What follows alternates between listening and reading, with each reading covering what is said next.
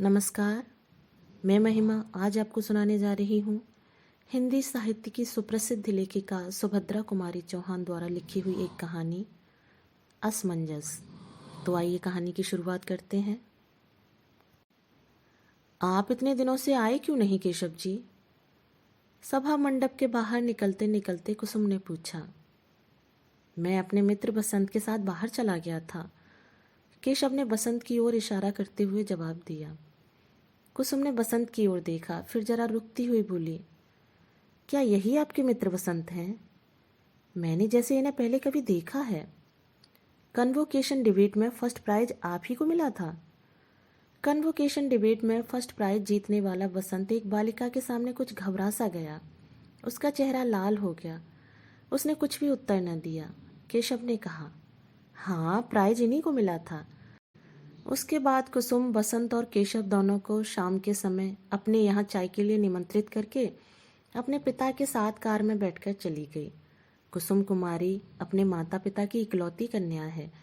इलाहाबाद के George town में जहाँ शहर के धनी मानी व्यक्तियों के बंगले हैं, वहीं कुसुम के पिता की एक विशाल कोठी है।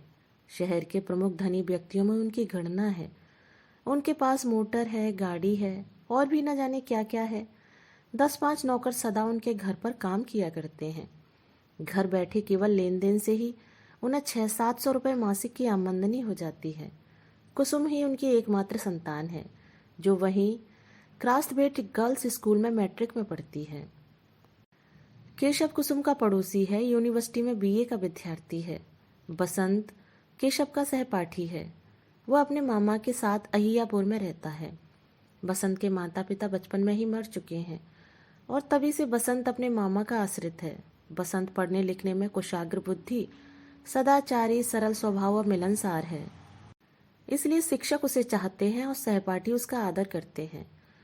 शाम को केशव के आग्रह से बसंत कुसुम के घर पर आया तो जरूर था, किंतु उसे वहां बात बात में संकोच मालूम हो रहा था। जब कुसुम उन्हें लेकर मखमली सीढ़ियों पर से ऊपर अपने ड्राइंग रूम में जाने लगी, तब बसंत ने अपने पैरों की ओर देखा। जहां कुसुम के कमल सरीखे मुलायम पैर पड़ रहे थे, वहां अपने धूल भरे पैरों को रखने में उसे कुछ अटपटा सा लगा। कमरे में पहुंचकर वहां की विभूतियों को देखकर बसंत भौचक्का सा रह गया। ऐश्वर्य के प्रकाश में उसे अपनी दशा और भी हीन मालूम होने लगी। उस वातावरण के योग्य अपने को न समझकर उसे कष्ट हो रहा था। वह बार बार सोचता था कि मैं नाहक ही यहाँ आया। कुसुम अद्वितीय सुंदरी थी। उसकी शिक्षा और व्यावहारिक ज्ञान ने सोने में सुहागे का सा काम कर दिया था। उसके शरीर पर आभूषणों का विशेष आडंबर न था। वह लाल किनारी की एक सफेद साड़ी पहनी थी, जो उसकी कांति से मिलकर और भी उज्जवल मालूम हो रही थी। कुसुम का व्यवहार बड़ा शिष्ट था। उसकी वाणी में संगीत का सा माधुर्य था। वह चतुर चितेरे के चित्र की तरह मनोहर, कुशल शिल्पी की कृति की तरह त्रुटि रहित और सुकवि की कल्पना की तरह सुंदर थी। बसंत के जीवन में किसी युवती बालिका से बातचीत करने का यह पहला ही अवसर था। उसने कुसुम की ओर एक बार देखा, फिर उसकी आंखें ऊपर न उठ सकी। कुसुम ने चांदी के से सुंदर प्यालों में चाय बनाकर टेबल पर रखी। तस्तरियों में जलपान के लिए फल और मिठाइयाँ सजा दी। बसंत स्वभाव से ही शिष्ट था, किंतु आज वह साधारण शिष्टाचार की बातें करना भी भूल गया और उसने चुपचाप चाय पीना शुरू कर दिया। कुसुम यदि कोई बात पूछती तो बसंत का चेहरा अकारण ही लाल हो जाता और उसका हृदय इस प्रकार धड़कने लगता जैसे वह किसी कठिन परीक्षक के सामने बैठा हो। चाय पीते पीते भी उसका गला सूख जाता था और सिवा हाँ या ना के वह कुछ बोल न सकता था। इंटर यूनिवर्सिटी डिबेट में जाकर बनारस से अपने कॉलेज के लिए शील्ड जीत लाना बसंत के लिए उतना कठिन न था जितना कठिन आज उसे साधारण बातचीत करना मालूम हो रहा था। वो अपनी दशा पर स्वयं हैरान था और उसे अपने अचानक मौन पर आश्चर्य हो रहा था। केशव के आग्रह पर जब कुसुम ने सितार पर यमन कल्याण बजाकर सुनाया तो बसंत ने कहा, आप तो संगीत में भी बड़ी प्रवीण हैं। यह सुनकर कुसुम ने जरा हंसकर कहा, आप तो मुझे बनाते हैं, अभी तो मुझे अच्छी तरह बजाना भी नहीं आता। यह सुनकर बसंत का अपना वाक्य मूर्खतापूर्ण लगने लगा और उसे अपनी युक्ति में केवल व्यंग का ही आभास मालूम पड़ा। बसंत बहुत देर बाद बोला और अब बोलने के बाद अपने को धिक्कार रहा था। बसंत जब वापस आया तो उसे कुछ याद आ रहा था कि जैसे कुसुम ने चलते समय उससे कभी कभी आते रहने का अनुरोध किया था, किंतु वह अकेला कुसुम के घर न जा सका और एक दिन फिर केशव के साथ ही गया। इसी प्रकार बसंत जब कई बार कुसुम के घर गया तो कुसुम ने देखा कि बसंत भी बातचीत कर सकता है। उसकी विद्वता और योग्यता पर तो कुसुम पहले से ही मुग्ध थी। अब उसकी मर्यादित सीमा के अंदर बातचीत और व्यावहारिक ज्ञान को देखकर कुसुम की श्रद्धा और बढ़ गई। अन्य नवयुवकों की तरह बसंत में उद्दंडता न थी। उसकी बातचीत, हंसी मजाक सब सीमा के बाहर न जाते थे। कुसुम ने बसंत से अंग्रेजी पढ़ाने के लिए आग्रह किया, जिसे बसंत ने स्वीकार कर लिया और इस प्रकार धीरे धीरे कुसुम और बसंत की घनिष्ठता बढ़ने लगी। कुसुम से मिलने के पहले बसंत ने उसके विषय में जो धारणा बना रखी थी कि धनवान पिता की इकलौती कन्या जरूर उद्धत स्वभाव की होगी, वह निर्मूल हो गई। अब उसे कुसुम के पास जाने की सदा इच्छा बनी रहती थी। सवेरे से ही वह शाम होने की बाट देखा करता। अपनी दशा पर उसे स्वयं आश्चर्य था। कुसुम मैट्रिक पास हो गई और बसंत बीए, किंतु दोनों ही ने आगे पढ़ना जारी रखा। बसंत अब भी कभी कभी कुसुम के घर आया करता था। एक दिन बसंत ने सुना कि कुसुम का विवाह मई के महीने में होने वाला है। बसंत समझ न सका, यह सुनकर उसका चित्त अव्यवस्थित सा क्यों हो गया। उसने कभी स्वप्न में भी न सोचा था कि कुसुम के साथ उसका भी ऐसा कोई संबंध हो सकता है। अपनी और कुसुम की आर्थिक स्थिति में जमीन आसमान का अंतर वह देखा करता था और कभी इस प्रकार की असंभव कल्पना को लाने के लिए उसे अपने ऊपर विश्वास था। कुसुम उसके लिए आकाश कुसुम थी। उसे छूने तक की कल्पना बेचारा बसंत कैसे करता। अदरक के व्यापारी को जहाज की खबर से क्या मतलब, और यदि जहाज की खबर सुनकर उसे सुख दुख हो तो आश्चर्य की बात है। बसंत यही सोच रहा था। बसंत कुसुम से दूर दूर रहने की सोचने लगा, किंतु ज्यों ही शाम हुई वह अपने आप को रोक न सका। निकला तो वह टहल ले, लेकिन टहलता हुआ कुसुम के घर जा पहुंचा। जब वह कुसुम के घर पहुंचा तो कुसुम वहां न थी। वह ड्राइंग रूम में बैठकर एक एल्बम के पन्ने उलटने लगा। उसकी दृष्टि एक चित्र पर जाकर एकाएक रुक गई। वह बड़ी देर तक उस चित्र को ध्यानपूर्वक देखता रहा। उसका सिर चित्र के ऊपर झुक गया और आंसू की दो बड़ी बड़ी बूंदें गिर पड़ी। बसंत जैसे सोते से जाग पड़ा हो। उसने झट से जेब से रूमाल निकालकर चित्र पर से आंसू की दोनों बूंदें पोंछ दी और उसी समय उसकी नज़र सामने लगे हुए बड़े आईने पर पड़ी। कुसुम उसके पीछे चुपचाप खड़ी थी। उसकी आंखें सजल थीं। बसंत कुछ घबरा सा गया। कुसुम पास की एक कुर्सी खींच कर बैठ गई। थोड़ी देर तक दोनों ही चुपचाप रहे। आखिर कुसुम ने ही कुछ देर बाद निस्तब्धता भंग करते हुए कहा, बसंत बाबू, अब तो बहुत देर हो चुकी है। बसंत ने कहा, जो कुछ हुआ ठीक ही हुआ। इसके बाद मिल्टन की एक पोयम की कुछ पंक्तियों जो कुसुम की समझ में ना आ सकती थी, बसंत ने उसे समझाई। बसंत अपने घर गया और कुसुम अपने पिता के साथ हवाखोरी के लिए। गर्मी की छुट्टी में बसंत को एक लाल लिफाफे में कुसुम की शादी का निमंत्रण पत्र मिला और कुछ दिन बाद उसने यह सुना कि कुसुम का विवाह एक धनी मानी जमींदार के यहाँ सकुशल हो गया। कुसुम का पढ़ना लिखना बंद हो गया और साथ ही बंद हो गया बसंत का उसके यहाँ आना जाना। बसंत को अब मालूम हुआ कि उसका हृदय उससे छिप छिप कर कुसुम को कितना चाहने लगा था। कुसुम को अपनाने की लालसा भी उसके हृदय में दबी हुई थी। अपने हृदय के इस विश्लेषण पर बसंत को आश्चर्य हुआ। यह इच्छाएं कब उसके हृदय में आईं, ऐसा उसे स्पष्ट भाव से स्मरण नहीं आया। उसे अपने ऊपर और अपनी बुद्धि पर विश्वास था, किंतु हृदय बुद्धि और तर्क को धोखा देकर मनुष्य को किस प्रकार असंभव कल्पना की ओर प्रेरित कर सकता है, बसंत ने आज जाना। उसने सोचा, यदि मैं सचमुच कुसुम को प्यार करता था तो मैंने कुसुम से यह कहा क्यों नहीं। यदि उसे अपनाने की इच्छा मेरे हृदय में थी तो उसे मैंने कभी प्रकट क्यों नहीं किया। वह अपने प्रश्नों पर आप ही निरुत्तर हो जाता था। फिर उसने बार बार यही सोचा कि उसने सदा से ही कुसुम को प्यार किया है और हृदय से प्यार किया है। तब क्या कुसुम भी उससे प्यार करती थी? शायद हाँ या नहीं। बसंत कुछ निश्चय न कर सका, किंतु तर्क की शुष्क विवेचना में उस दिन की कुसुम की सजल आंखें डूबते हुए को तिनके के सहारे की तरह बसंत को मालूम हुई। बसंत एमए पास करने पर लाहौर कॉलेज में प्रोफेसर हो गया और साधारण स्थिति में अपने दिन काटने लगा। उसे प्रोफेसरी करते करते 4 साल हो गए, किंतु उसके जीवन में कोई विशेष परिवर्तन ना हुआ। उसके मामा ने उसके विवाह के लिए 2-4 बार कहा भी, किंतु बसंत ने टाल दिया। माता पिता तो थे ही नहीं जो उसे बार बार विवाह के लिए बाध्य करते। मित्रों ने भी यदि कभी बसंत से इसकी चर्चा की तो बसंत ने बात सदा हंसी में उड़ा दी। अपनी इस लापरवाही का कारण वह खुद न समझ सकता था। विवाह न करने की उसने कोई प्रतिज्ञा तो न कर रखी थी, किंतु न जाने क्यों उसका चित्त अव्यवस्थित था, विवाह की ओर उसका झुकाव नहीं था। इन 4 वर्षों में बसंत एक बार भी इलाहाबाद नहीं गया। बार बार इच्छा होते हुए भी वह वहां न जा सका। उसके मामा की बदली लखनऊ हो गई थी। अब इलाहाबाद जाता भी तो किसके यहाँ।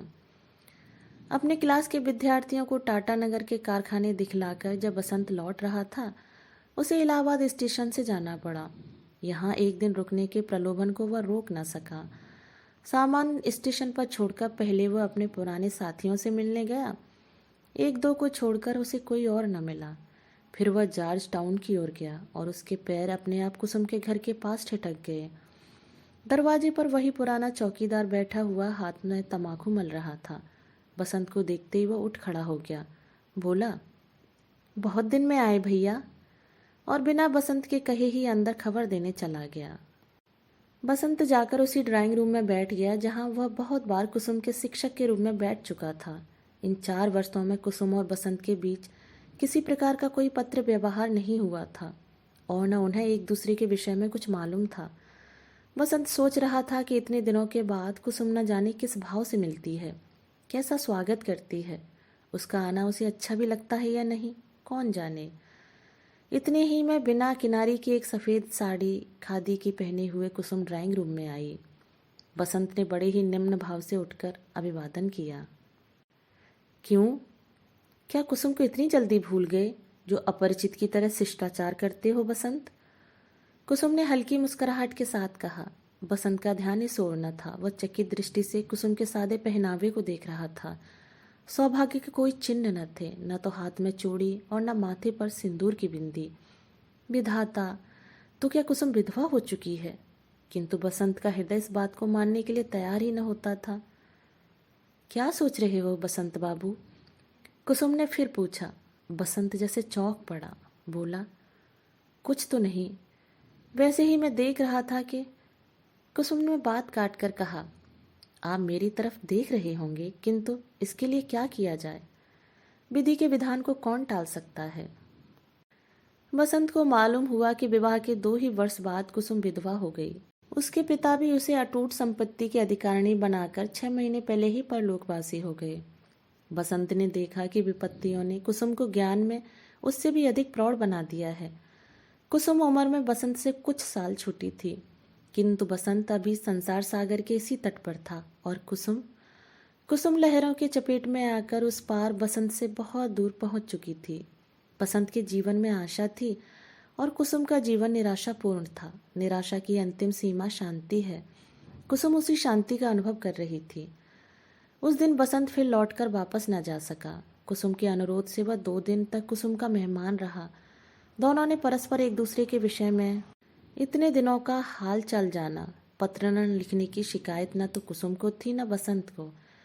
चलते समय कुसुम ने बसंत से आग्रह किया कि यदि किसी काम से उन्हें इस ओर आना हो तो इलाहाबाद में जरूर ठहरें। कुसुम बसंत का हृदय उसकी आंखों में देख रही थी। उसे विश्वास था कि बसंत जरूर आएगा। बसंत का स्वास्थ्य दिनों दिन बिगड़ता ही गया। कोई खास बीमारी तो न थी, केवल 8-10 दिन तक मलेरिया ज्वर से पीड़ित रहने के बाद वह कमजोर होता गया। छुट्टी में जलवायु परिवर्तन के लिए बसंत मसूरी गया। प्रकृति के सुंदर दृश्य, यात्रियों की चहल पहल, बिजली की रोशनी, किसी भी बात से बसंत के चित्त को शांति न मिल सकी। वह सदा गंभीर और उदास रहा करता। कुसुम को वह जी से प्यार करता था। बसंत का स्वभाव व चरित्र अत्यंत उज्जवल और ऊंचा था। फिर भी वह जब सोचता था कि कुसुम के विवाह के समय, उसके सुख के समय उसकी आंखों में आंसू आए थे और कुसुम के विधवा होने पर उसके हृदय में आशा का संचार हुआ है, तब वह अपने विचारों पर स्वयं लज्जित होता और अपने को नीच समझकर धिक्कारता। बसंत बहुत दिनों तक मसूरी में न रह सका। देहरादून एक्सप्रेस से वह एक दिन इलाहाबाद जा पहुंचा। कुसुम के सद्व्यवहार से कुछ शांति मिली। कई दिनों से बसंत कुसुम को कुछ कहना चाहता था, किंतु कहते समय उसे ऐसा मालूम होता जैसे कोई आकर उसकी जबान पकड़ लेता हो। वह कुछ न कह सकता था। एक दिन बगीचे में कुसुम बसंत के साथ टहल रही थी। दोनों ही चुपचाप थे। बसंत ने निस्तब्धता भंग की। उसने पूछा, कुसुम, तुम अपना सारा जीवन इसी प्रकार तपस्विनी की तरह बिता दोगी? क्या करूं, ईश्वर की ऐसी ही इच्छा है, कुसुम ने शांति से उत्तर दिया। किंतु इस तपश्चर्या को सुख में परिवर्तित करने का क्या कोई मार्ग नहीं है? क्या मार्ग हो सकता है बसंत, तुम ही कहो ना, मेरी समझ में तो नहीं आता। बसंत ने धड़कते हुए हृदय से कहा, पुनर्विवाह, जैसा कि तुम्हारी सखी मालती ने भी किया है। कुसुम को एक धक्का सा लगा। उसका चेहरा लाल हो गया। उसने दृढ़ता से कहा, लेकिन बसंत बाबू, मुझसे तो यह कभी न हो सकेगा। बसंत चुप हो गया। वह रह रहकर अपनी गलती पर पछता रहा था। बसंत ने साहस करके इस नाजुक विषय को छेड़ तो जरूर दिया था, किंतु वह डर रहा था कि कहीं कुसुम की नज़र में वह नीचे न गिर जाए। दोनों चुप थे। दोनों के दिमाग में एक प्रकार का तूफान सा उठ रहा था। टहलते टहलते कुसुम जैसे थक कर एक संगमरमर की बेंच पर बैठ गई। उसने बसंत से भी बैठ जाने का इशारा किया। उसने कहा, बसंत, मैं तुम्हें कितना चाहती हूँ, शायद तुम इसे अभी तक अच्छी तरह नहीं जान पाए हो। बसंत के हृदय में फिर आशा चमक उठी। वह ध्यानपूर्वक उत्सुकता के साथ कुसुम की बात सुनने लगा। कुसुम ने कहा, तुम भी मुझे पहले से चाहते थे, यह बात मुझसे छिपी न रह सकी। उस दिन ड्राइंग रूम में अपने आप ही प्रकट हो गई। लेकिन यह प्रकट हुई बहुत देर के बाद, जब उसके लिए कोई उपाय शेष न था। उसके बाद बसंत, इन लंबे 4 वर्षों की अवधि में भी मैं तुम्हें भूल नहीं सकी हूँ, जैसा कि तुम देख रहे हो। बसंत का हृदय जोर से धड़क रहा था। कुसुम ने फिर कहा, इतना सब होते हुए भी बसंत, मैंने निश्चय किया है कि मैं कभी पुनः विवाह न करूंगी। अपने माता पिता और अपने स्वामी की स्मृति में कलंक न लगाऊंगी। तुम्हारी ओर मेरा शुद्ध प्रेम है, उसमें वासना और स्वार्थ की गंध नहीं है। बसंत हताश हो गया। कुसुम ने फिर कहा, कहानियों की तरह क्या प्रेम का अंत विवाह में ही होना चाहिए बसंत? बसंत कोई उत्तर न दे सका। उसने देखा कुसुम प्रेम की दौड़ में उससे बहुत आगे निकल गई है। बसंत अपने को स्वार्थी और ओछे हृदय का समझने लगा। उसे ऐसा मालूम हुआ कि कुसुम बहुत ऊंचे से किसी दूसरे लोक से बोल रही है, जिसे बसंत कुछ समझ सकता है और कुछ नहीं। इसके बाद बसंत और कुसुम के बीच में इस विषय में फिर कभी कोई बात न हुई। किंतु बसंत अब भी समझता है कि कुसुम का तर्क सत्य नहीं है। किसी सुकब की कल्पना की तरह यह सुंदर जरूर है, पर उसमें सच्चाई नहीं है। परंतु इस प्रकार के विचार आने पर वह स्वयं अपनी आंखों से नीचे गिरने लगता है। उसके कानों में बार बार कुसुम के यह शब्द गूंजने लगते हैं, क्या प्रेम का अंत कहानियों की तरह विवाह में ही होना आवश्यक है? दोस्तों, अभी आप सुन रहे थे सुभद्रा कुमारी चौहान द्वारा लिखी हुई कहानी असमंजस। कहानी सुनने के लिए धन्यवाद।